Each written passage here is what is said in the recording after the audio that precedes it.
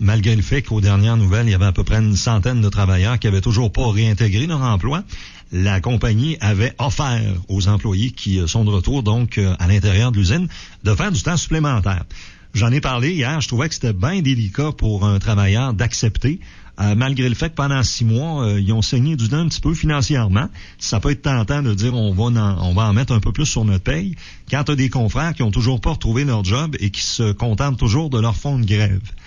On a tendu une perche au président du syndicat des métallos local 94-90, Marc Maltais.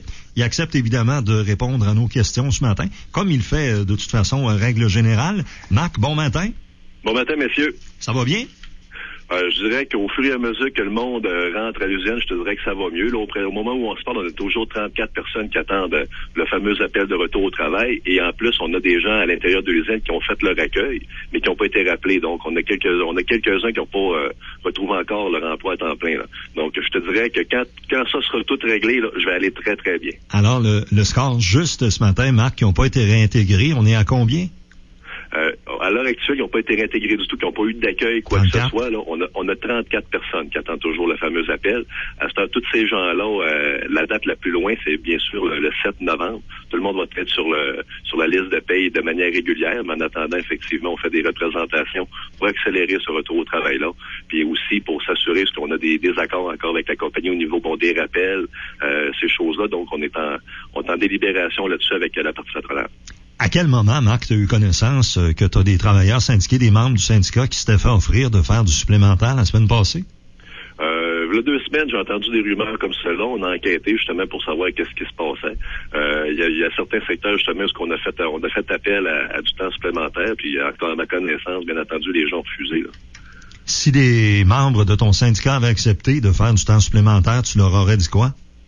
Écoute, honnêtement, c'est une décision qui est personnelle. Hein. Ça, c'est le gars qui va faire le temps.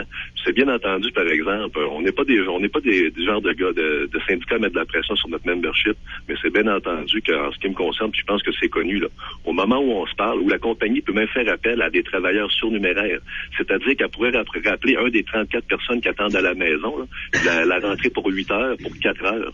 Donc, dans cette optique-là, on trouve moi, je trouve tout à fait injustifié d'accepter du temps supplémentaire, justement à travers tout ce qu'on a vécu, 6 mois alentour de la top à feu, puis ces gens-là, ils vont vivre un conflit qui va durer finalement 10 mois, là, pour certains presque 11 mois. Donc, je pense que ce serait un geste très égoïste de leur part. Mais bien entendu, cette décision-là leur revient, puis on n'aura pas le choix de faire avec, mais c'est sûr que j'encouragerai pas personne à faire du temps supplémentaire. OK, je trouve que ça fait solidaire un petit peu comme réponse, Marc, pendant qu'il y en a qui sont toujours sur leur fond de grève, comme tu le disais. Oh oui, en fait, puis c'est des valeurs qu'on a, puis je pense qu'encore plus vrai aujourd'hui, la nécessité d'être solidaire envers nos confrères, avec tout ce qu'on a vécu, l'hiver difficile qu'on a passé, le printemps. Bref, vous connaissez ce par quoi on a passé. Je pense que ça serait déplacé, honnêtement, là. Quant à moi, mais bien entendu, cette décision-là ne me revient pas. Monsieur Maltais, vous savez que je suis pas hypocrite. Là, hier, je disais et j'expliquais à Claude, oui, mais s'ils ont un besoin en électrolyse, ils sont pas pour prendre un soudeur qui est à la maison. Est-ce que vous avez eu connaissance de choses qui font que des corps de métier, des spécialités dans l'usine aux opérations, il y avait des gars qui étaient à la maison, puis ils ont offert du temps supplémentaire à des gars qui étaient dans l'usine?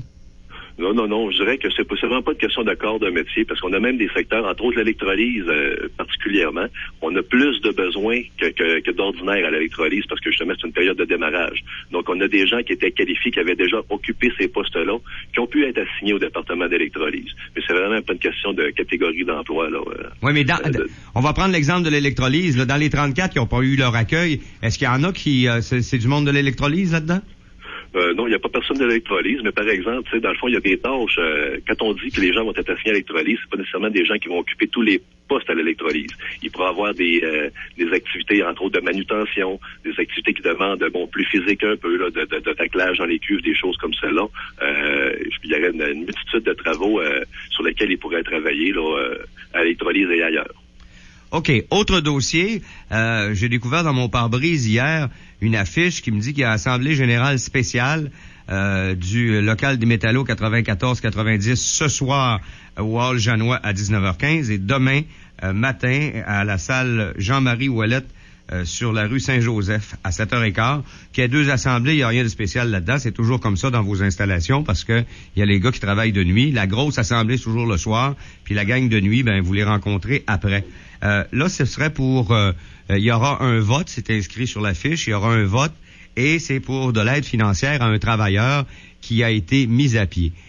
Et congédié même. On me dit que les relations sont très tendues, surtout dans certains secteurs, et qu'il y en a de vos gars qui iraient même jusqu'à dire qu'on aurait voulu faire un exemple avec ce travailleur-là en disant, là, vous allez marcher au pas, c'est nous autres les boss, puis la preuve, c'est que lui est dehors, puis si tu fais pas ce que je te dis, on va y aller par lettre au dossier, puis tu vas voir, c'est ça qui va t'arriver. Est-ce que c'est réel en ce moment, cette tension-là?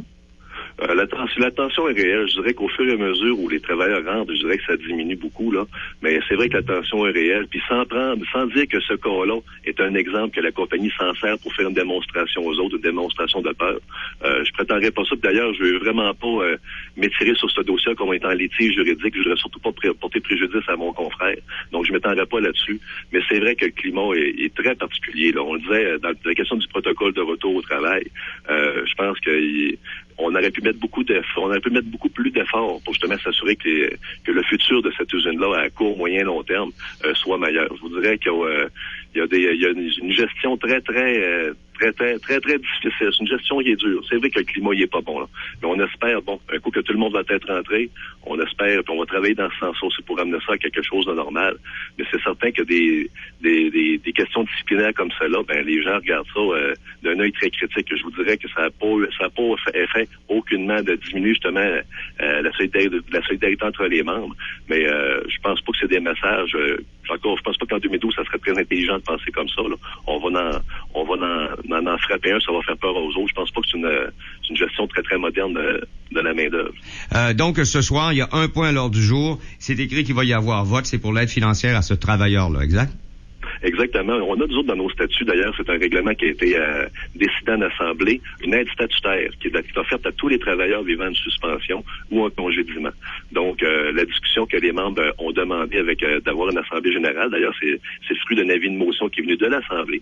Des gens veulent justement parler de l'aide qu'on pourrait apporter, si on pourrait faire différent ou même bonifier qu'est-ce qu'elle a. Donc, comme c'est une demande qui était faite à la demande des membres, on a agi rapidement justement pour convoquer cette Assemblée spéciale-là. Puis on va donc en discuter ce soir pour prendre des décisions là-dessus. On l'a souvent dit, nous autres, les exécutifs, on prend les mandats puis on exécute. Donc, c'est les membres qui vont nous donner leurs décisions.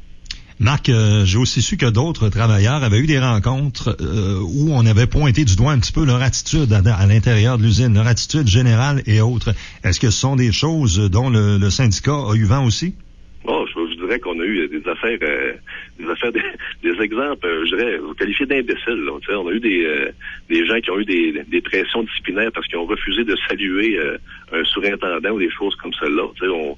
On peut s'attendre qu'après 6, 7, 8, puis pour certains 10 mois de conflit, t'as pas tellement l'humeur à aller prendre un café avec ton patron à l'heure actuelle. Là. Donc, je te dirais que on a plusieurs cas, justement, qu'on est obligé de faire des interventions. Des fois, on dit que c'est un film. Là. On est quand même pas rendu là. Mais je vous cacherai pas que on espère que dans un avenir très, très proche, que ça se passe mieux. À l'heure actuelle, écoutez, les gens sont ultra supervisés. Il y a beaucoup de supervision sur les cadres de travail. Même si on a annoncé des coupures au niveau des cadres, au niveau de la supervision du plancher, il y en a beaucoup.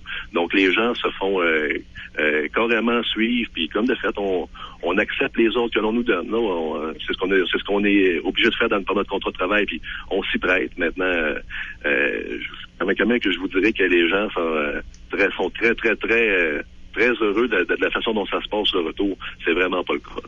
Ouais, moi, je vois deux choses là-dedans. Qu'on ait profité du lock-out pour essayer d'examiner les habitudes de travail, puis le ratio, ça c'est une chose.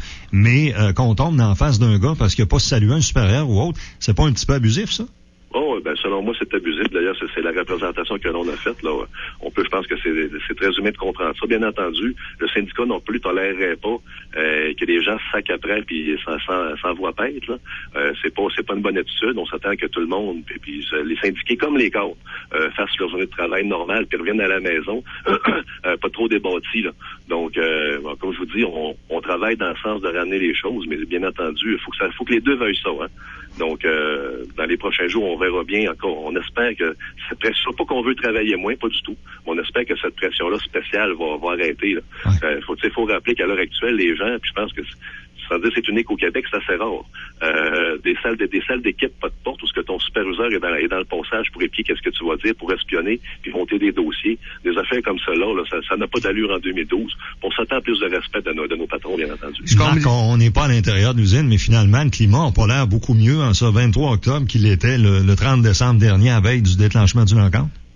Je vous dirais que c'est assez similaire. C'est assez similaire. Je dirais qu'à la veille du déclenchement du lockout, on avait beaucoup de points d'interrogation, justement, à savoir qu'est-ce qui allait se passer. Maintenant qu'on sait, on se rend compte que justement de la justesse de notre lutte, là, puis de l'importance de faire des bonnes négociations. Je vous dirais que, entre autres choses, qu'est-ce qu'on a appris quand on négocie un protocole de retour au travail où on s'attend, nous autres, la partie patronale va avoir le même désir que nous autres de démarrer plus rapidement possible ces installations. Ce qu'on a vécu à Alma, ça n'a pas été ça. Il s'est passé 10 mois, il s'est passé un mois entre la signature du retour au travail et le jour J où on a commencé à redémarrer la première cuve. Puis encore, j'ai pas l'impression moi, qu'on a mis tous les efforts nécessaires pour justement avoir un redémarrage plus rapide. On a étiré, à ma connaissance, on dirait que ça a l'air presque volontaire. On a rétiré la réintroduction de nos travails pour, dans le fond, donner ces jobs-là à des sous-traitants puis à des cadres qui, de toute évidence, n'ont pas les mêmes succès que nous autres. On a parlé beaucoup, justement, de les fameuses façons de faire de la partie patronale pendant qu'ils ont opéré cette usine-là. Écoutez, on est tombé sur des données où, dans un mois seulement, dans le département de la coulée, ils ont perdu 11 fournées à 100 000 $ de la fournée. Ça, ils ont fait ça dans un mois. À contrario, nous autres, depuis 3 mois qu'on opère l'usine, on a perdu uniquement une. Là.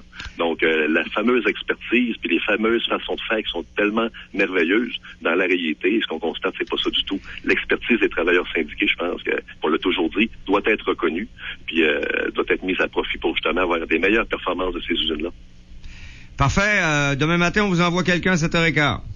C'est bien. Et vous savez, M. Maltais, que nous connaissons l'identité du travailleur qui a été congédié et c'est un choix que nous avons fait de ne pas le nommer. C'est pas parce qu'on le sait pas, puis on veut pas se péter les bretelles. Non, question de respect, là, je pense que c'est normal. Alors, si... Au nom je vous dirais honnêtement, au nom du confrère, là, je pense qu'il y en a déjà bien assez. J'apprécie beaucoup que vous mainteniez justement ce secret-là, puis que vous compreniez que dans le processus juridique où on est, on pourrait porter préjudice, puis je pense que c'est ce qu'on souhaite pas personne. Et ce n'est pas à votre demande, nous avons pris cette décision avant de vous parler. Merci, Marc. Effectivement, merci beaucoup. Au revoir. Marc Maltais. Et le président du syndicat, en fait, il est président à moins 34, là, lui, après 34 gars qui rentrent, Marc Maltais, c'est fini. Puis, je pense qu'il va pouvoir dire mission accomplie. Donc, président du syndicat de l'aluminium d'Alma Métallo, local 94-90. Quand ça flash, c'est Lettrage